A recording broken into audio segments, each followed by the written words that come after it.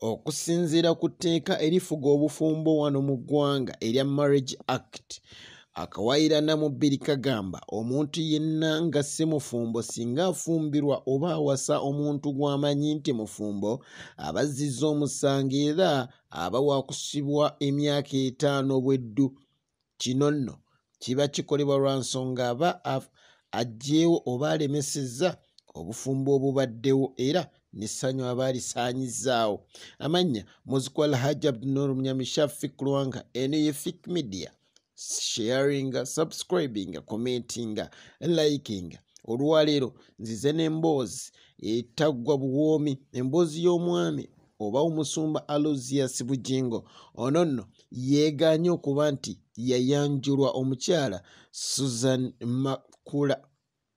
Kandukuviire ku ntono, sigenda kubanga nkulwisaayo naye njagala mbeere nga ntandika bwe nti ng'ennaku z'omwezi 27 Novemba jjukira nti omwami ono Naluswa Bugingo yakyala eri abazadde ba Suzan Makula ekyebando, era we waayita ennaku 9 zokka bw'atyo n'agenda e Kawuku Katabi Town Council ng'ennaku z'omwezi 7 Desemba 2021. Kuno nno kwali kwanjulwa era yatwala ebintu ebyasombebwa okumala essaawa 5:2.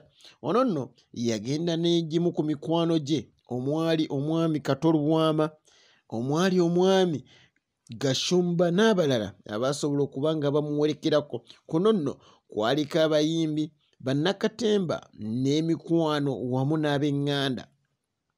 Omukulu avuddeyo n'abeera ng'agamba nti ekyamazima yali tagenze kubeera nga ayanjulwa. Bino nno biddiridde oluvannyuma lwa abalamuzi ababiri ab'omu kibuga Kampala omuli omu atava mu misango Male Mabirizi wamu ne Kanso Lutalo Muhairwe okutwala abafumbo bano okutwala abaagalana bano bombiriri mu kkooti. Bino nno bagendayo nga bawakanya obufumbo bwa Naluswa Bugingo n'omukyala Suzan Makula. Kino nga bakijja okubeera nti Bugingo akyali muwase, akyali n'omukyala gwe yawasa. Wano nno buno bubeera obufumbo obwokubiri era buba bukontana n'amateeka. Jjukira nti omukyala Teddy Naluswa Bugingo n'omwami Naluswa Bugingo bakyali n'empeta era ebagatta era n'abaana baabazaala. Kino nno jjukira omukyala Teddy Naluswa Bugingo n'omwami Naluswa Bugingo tebannaba kubeera nga basayininga divorce papers ezikiriza omwami Naluswa Bugingo okwetaaya.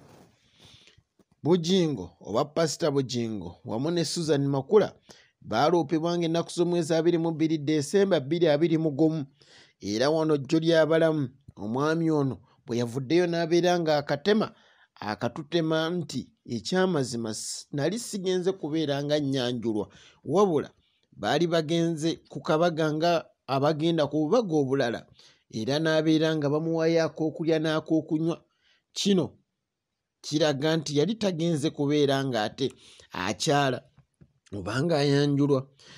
Kino singa abeera akikkiriza oba kimugwa mu vvi, omukyala Suzan Makula yeeyandisibwa emyaka 5 bweddu olw'etteeka ly'ensoose okuba nga mbasomera akawaayira Namubbiri akagamba nti singa omuntu yenna nga si mufumbo afumbirwa oba awasa omuntu gw'amanyi nti mufumbo aba azzizza omusango era aba waakusibwa emyaka 5:2. Pastor Bugingo yabyegaanye era kino kiba kiraga okutaasa omukyala Suzan Makula. Kkooti ng'ennaku z'omwezi 21 January 2022 olwegenda okubeera ng'etuula era ababiri bombiri n'abaagalana bagenda kubeera mu kaguli. Omukama Katonda akunkoomere katulinde nga 21 era ndukuleetere anti eno ye Fik Media we tukuleetera emboozi ez'enjawulo.